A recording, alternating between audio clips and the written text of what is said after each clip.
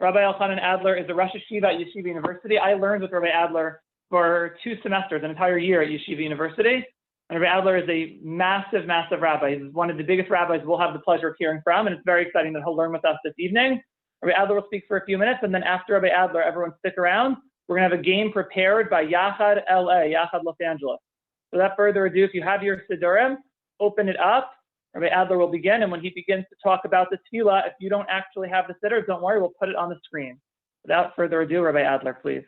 Okay, thank you so much. I am really excited and honored to have this opportunity to share with you some ideas of Torah and on the Siddur. And this is so special. Rabbi Feder was a Talmud in my shir, and I have such wonderful memories and fond memories of that. I know how dedicated you are to Yachad, and I want to wish you much hatzlacha and bracha. The focus of the shir is the bracha of Elokei Neshoma, which we speak about the special quality of the Neshoma. And I think it's appropriate to dedicate the shir Le'ilui Nishmas, to the elevation of the soul of a very special tzaddik, Rabbi Yehuda Kelmer, Zecher Tzaddik Livracha. Rabbi Kelmer was just nifter. He passed away just over a week ago. He was the rabbi of the Young Israel of West Hempstead, where Rabbi Feder grew up. And it was since 1983 he was the rabbi there, a tremendous Talmid Chacham, very beloved. The reason I'm mentioning his name now is because after he passed away, there was an article that was published by Rabbi Adler, and he entitled the article, "The Rabbi of Inclusion." And he pointed out in the article that Rabbi Kelmer Zatzal was the first rabbi to host a Yachad Shabbaton in his shul back in 1984. And he did it enthusiastically. When he spoke in shul that Shabbos morning, he welcomed every one of the participants by name. I'm sorry I don't know each of your names, but imagine that I'm personally welcoming you, each of you, to this Zoom shir. So I'd like to share some thoughts about the bracha of Elokei Neshoma. We usually say this bracha right after the bracha of Yatzar. One reason for that is because Elokei Neshoma doesn't begin with the words Baruch Atah Hashem like most brachos begin. When we connect the bracha of Elokei Neshoma to a bracha that we say before it, it doesn't need its own Baruch Atah Hashem because it's connecting to the bracha that we say before. So first we say the bracha of Yatzar, and then the bracha of Elokei Neshoma. So why do we connect these two brachos one with the other? Why do we pick Yatzar to connect Elokei Neshoma to? And the answer is because the bracha of Yatzar is a bracha where we thank Hashem for the miracle of a functioning body, a body that does everything it's supposed to do. In Elokei Neshoma, we thank Hashem for the miracle of a functioning neshama, a neshama that's alive, a neshama that's doing what it is supposed to do. And if you look at the last words of the bracha of Yatzar, the very ending of that bracha, the words that we say are, Harofi basar umafli la'asos. Umafli la'asos means you act wondrously. If you can look at either your Siddurim or the screen, you see those two words, umafli la'asos. What does that mean? The two words, they come from a pasuk in Sefer Shoftim. But why do we use those words over here? So the Ramah, who wrote on the Shulchan Aruch, comments of the Shulchan Aruch, he explains that umafli la'asos is referring to the balance between the guf, the body, and the soul, the neshama. Because really, the body and the neshama are opposites. The body is completely physical. The neshama is completely spiritual. How can they coexist together? How can you have the neshama inside a guf, inside the body? The neshama would naturally want to escape. The neshama would rather, I don't know if any of you know the song, a beautiful song, Come With Me, Little Neshamale. Does anyone know that song? If you do, you can raise your hand. and you'll tell me if you know that song. Okay, Rabbi Feder knows it, and if anyone wants to hear that song, Rabbi Feder can probably play it for you. It's a beautiful song with a beautiful message, and it speaks about how the neshama comes from a very, very high place in heaven, in Shamayim, and it really doesn't want to be down here in a body, but it goes down anyway, and Hashem is a maflila asos. Hashem acts in a miraculous way of bringing the neshama and the guf, the body and the soul together. And that is why we end the bracha of Asher Yatzar with that special miracle of HaKadosh Baruch Hu, that every waking minute we have a balance between our body, our guf, and our neshama. What happens when we go to sleep? When we go to sleep, that balance becomes a little bit undone. The neshama actually goes back up to Shamayim temporarily. And then when we wake up in the morning, Hashem returns our neshama to us. And we have again a balance between the guf, the body, and the neshama. And you know what we say when we first wake up? I'm sure you must have had that talked about in an earlier shir. The very first words that we say when we wake up in the morning, Moda ani lefanecha, we thank Hashem, shehechazarta bi nishmasi bechemra, that you returned our neshama to us with compassion, with mercy. So that's exactly what we say when we wake up. It's wonderful that we say it, but we can't say it with a bracha. We can't say Baruch Ata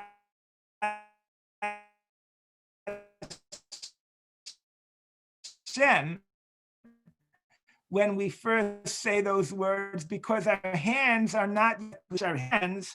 Now we repeat the same idea, and we thank Hashem when we say Elokei Neshoma for that very same gift that Hashem returns our neshama to our body. And here in this bracha, we elaborate, we speak much more about how special of us that connects every one of us with Hashem. What we sometimes refer to as a chelek Elokei mima'al. The neshama is a part of Hashem, and what makes us connect to Hashem. Maybe that's why we begin the words of the bracha with Elokei, with Hashem, and then we say neshama. Really, we should pause between the two words. We should say Elokei, my Hashem, neshama shenasata bi, and we continue. But we start Elokei and we say neshama because there's really a connection between the neshama and Hashem. So what do we do in this bracha? If you look at your Siddur, we'll talk about the main ideas of this bracha. We say neshama shenasata bi, the neshama that you gave me as a present. A neshama is a gift from Hashem, and that neshama tehorahi. It is pure. It is pure. It's as pure as you can have it. It's like Hashem himself, right? Completely pure. And then we have a few phrases after that. Each one begins with the word ata. Ata means you Hashem. We say ata v'rasa, ata yitzarta, ata nefachta bi. When we speak about the neshama, we are connecting with Hashem directly. And that's why we keep saying ata, ata, ata. We feel very close to Hashem through our neshama. And we use different words to describe what Hashem did for that neshama. Ata v'rasa, you created it. Ata yitzarta, you formed it. Ata nefachta bi, you blew it into us. These are all different expressions that may refer to different aspects of the neshama. The neshama has many different parts to it. So we say, you created it, you formed it, you blew it into us. And then we say another va'ata, and if you see in your Siddur, va'ata mishamra bikirbi, you preserve it, you protect it within me, and that is again the idea of Hashem creating a balance between the body, and we speak about after this that there's another type of separation. We spoke about the separation that happens when we go to sleep and the neshama leaves us and comes back in the morning.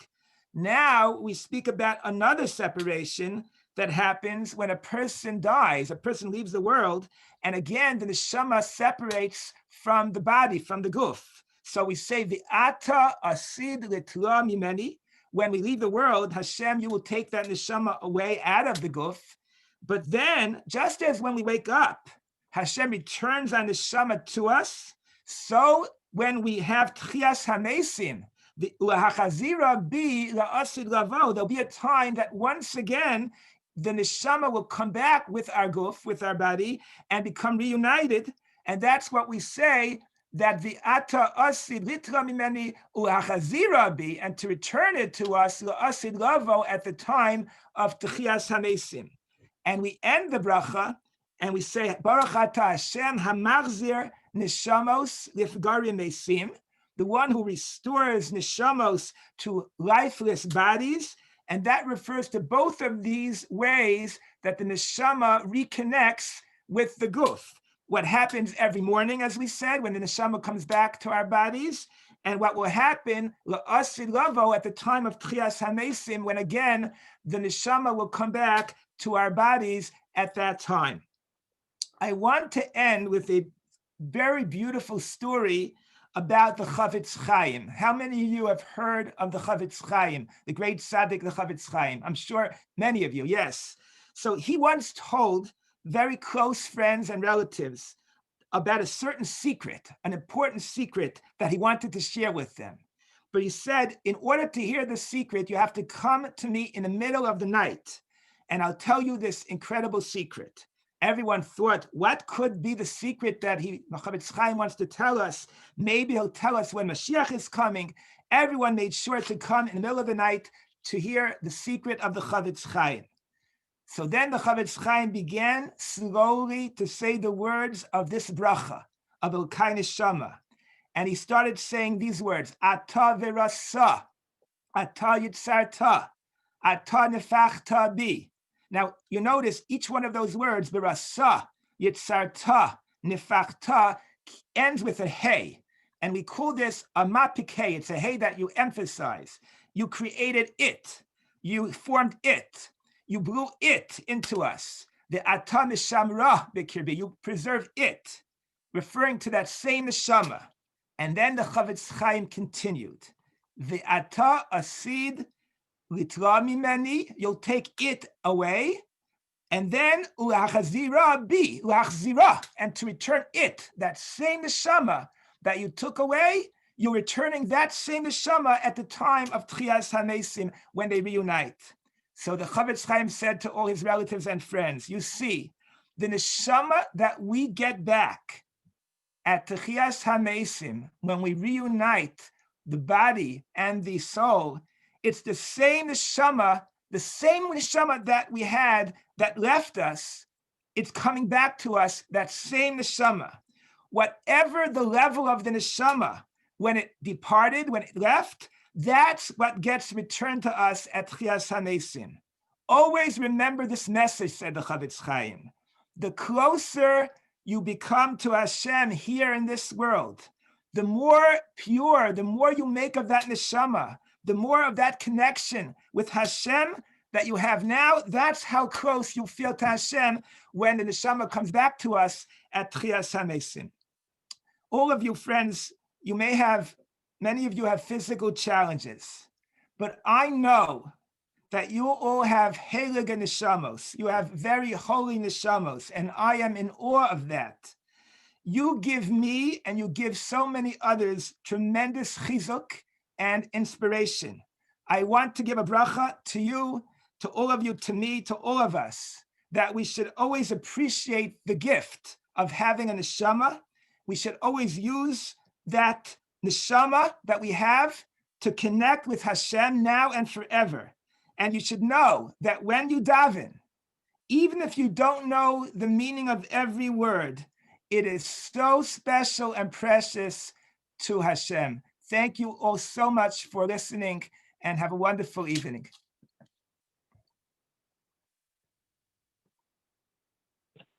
Thank you so much, Rabbi. Thank you so much, Rabbi Adler. On behalf of all of us on this call, all 60 plus of us, we really appreciate you sharing with us those words of Torah.